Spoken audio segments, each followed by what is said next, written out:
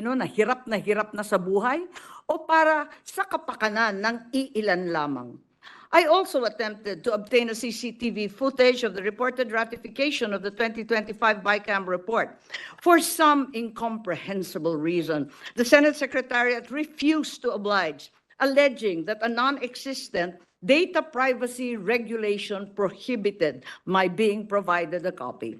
They seem to forget that sessions in the Senate are public and are even live-streamed nationally. Nonetheless, the transcript reveals that the viva voce voting was conducted. Did we bother to ascertain how many senators were actually present on the floor at the time? I certainly was no longer there, and so many other senators had determined to depart. Would it have hurt to check if, as a parent, on so many other online videos, there were a mere 13 members present? As already pointed